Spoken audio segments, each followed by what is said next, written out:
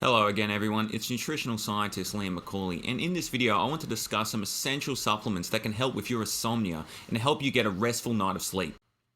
Okay, guys, so the first nutritional supplement I want to discuss in regards to its ability to treat restlessness or insomnia is melatonin, which is actually, in fact, a hormone that's produced by a pineal gland.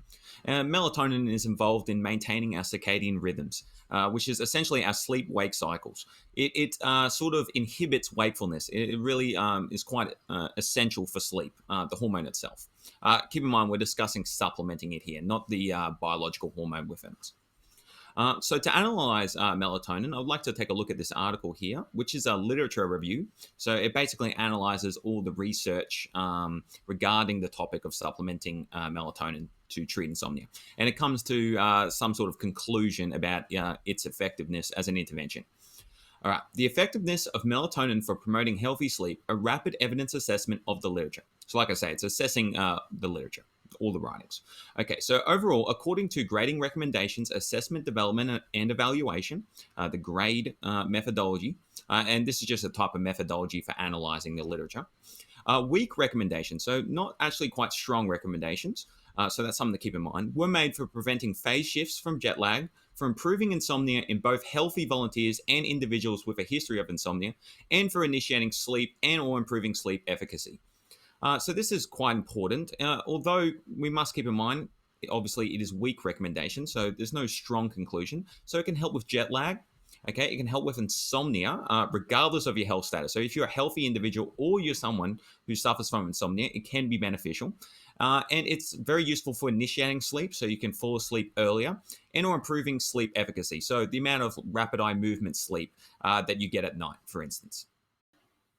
Okay, guys, so the next supplement I want to discuss in regards for its ability to help us sleep is valerian root. Now, I'm a massive advocate of valerian root. I take it all the time, and I strongly encourage people to give it a go. It's found in many over-the-counter supplements, any of those sort of sleep supplements that you would find at your local pharmacy. If you check the ingredients, you'll more than likely find valerian root. But I don't just want to advocate and give my own sort of anecdotal experience. I would like to, analyze this scientific article so we can get a bit more of a confirmation of its effect rather than my biased perspective, I guess. Okay, so if we look at this article, Valerian for Sleep, a systematic review and meta-analysis. Systematic review is a very thorough methodology. Well, it's the best methodology for analyzing the effectiveness of an intervention like Valerian. And it also contains a meta-analysis, which is a statistical method of combining results. Right, so if we look here, okay, in this abstract here, okay, so a dichotomous outcome, it's a bit of a fancy word. The di just means two, and cotomous means to cut. So we're sort of separating things into two categories, and those categories are sleep quality improved or not improved. Okay, so when we looked at this outcome, which was reported in 6 studies, it showed a statistically significant benefit. Okay, so the p-value was less than 0.05. We found that this is most certainly having some influence, well, more than likely having some influence on sleep. Okay, but there was evidence of publication bias in this summary measure. I wanted to sort of point that out because publication bias is a type of bias where sometimes articles actually aren't posted or publicized because they don't have significant results. And this can lead to bias because all the studies that say that valerian root doesn't work don't end up getting posted. So we only see the good studies. This is quite an unfortunate form of bias that is a part of the scientific community. I did want to point that out. Okay, the available evidence, though, suggests that valerian root might improve sleep quality without producing side effects. I think the most important part here is without producing side effects. So give it a go. Whether it helps your sleep quality or not, I find it is definitely helpful. There's no side effects. So I won't say no side effects, but it's unlikely to give side effects. So I strongly encourage it. Okay. Future studies should assess a range of doses of standardized preparations of valerian and include standard measurements of sleep quality and safety. That goes without saying. So valerian root, it's believed to sort of act on the GABA neurotransmitter, the inhibitory neurotransmitter. And what you'll find when taking valerian root, or at least what I've found, and many of the clients I've worked with have found, that it gives quite a strong calming effect. So it helps with any of that sort of anxiety you have before rest. And I typically find it decreases that quite significantly, which obviously leads to improved sleep. Now, another supplement that I just had to include in this video is the mineral magnesium, which I've discussed plenty in previous videos. I'm a big advocate of magnesium supplementation. Keep in mind that it's, you're taking an intelligent amount of it. Magnesium is quite beneficial for, muscle relaxation, strengthening our bones, but it's also quite a strong calming agent, and therefore it can have quite a strong effect on our sleep. Magnesium glycinate specifically is the form I typically recommend for sleep, as it is quite calming. The magnesium is bound to this glycine molecule, which is an amino acid, and it's quite calming itself. And it also increases the bioavailability of the magnesium that you're consuming.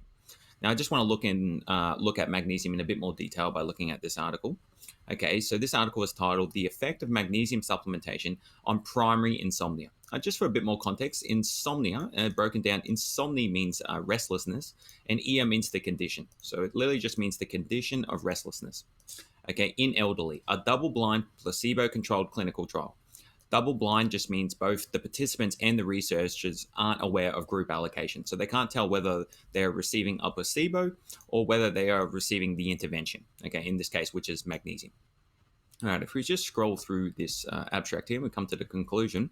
So this research found that supplementation of magnesium appears to improve subject measures of insomnia, such as ISI score, sleep efficiency, sleep time, and sleep onset latency. Okay, so this is significant. So it's helping you stay asleep longer, fall asleep quicker, and just generally have better sleep. Okay. Early morning awakening as well, and likewise, insomnia objective measures such as concentration of serum renin, melatonin, and serum cortisol in elderly people. A very well-known aspect of magnesium, or consuming as a supplement, it's very effective at decreasing cortisol, which is quite a excitatory hormone within our body. The last supplement I want to discuss in this video is L-Theanine. This is a supplement that I've just started regularly taking because of its ability to treat anxious thoughts, depressive thoughts, and sort of OCD tendencies. It's quite a common supplement. You can probably find it at pretty much any pharmacy, usually mixed within some sort of concoction. L-theanine is an amino acid. It's actually found in tea leaves. Typically, it's extracted from green tea, and most people can advocate for its quite strong calming effects. All right, so if we just take a quick look at this literature, it sort of comes in agreement with what I'm saying. Okay, so most sleep inducers are sedatives and are often associated with addiction and other side effects. So your benzodiazepine class of drugs, your Valium, your Xanax, yes, they're strong sedatives that can help you sleep, but their ability to sort of induce addiction is quite prominent. L-theanine promotes relaxation without drowsiness, so it doesn't give you that drowsiness or that high sort of sensation. Unlike conventional sleep inducers, L-theanine is not a sedative, so it's not sedating you massively, but promotes good quality of sleep through anxiolysis. And that basically, to break down that word, that just means to break down anxiety or to dissolve anxiety. Lysis means to dissolve, and anxio just refers to anxiety. Okay, this review suggests that L-theanine is a safe, natural sleep aid. Okay, so considering that it's safe and it's proven to be quite effective, I would strongly encourage anyone who's having any sort of sleep problems to supplement with some L-theanine. Now, in regards to dosages for these supplements, I'd typically recommend that you consume between 0.3 and 5 milligrams for melatonin. Typically, I'd take that about 30 minutes before sleep. For Valerian Root, I would recommend 400 to 900 milligrams 30 minutes before sleep.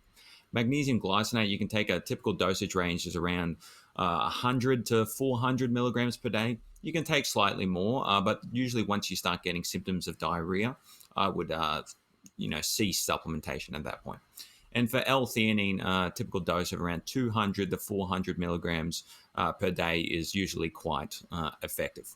That brings an end to this video, guys. I hope you learned a thing or two, and I hope to see you in the comment section. And don't forget to subscribe and like, and follow us on all social media. Appreciate it, guys, and I hope you get a restful night of sleep.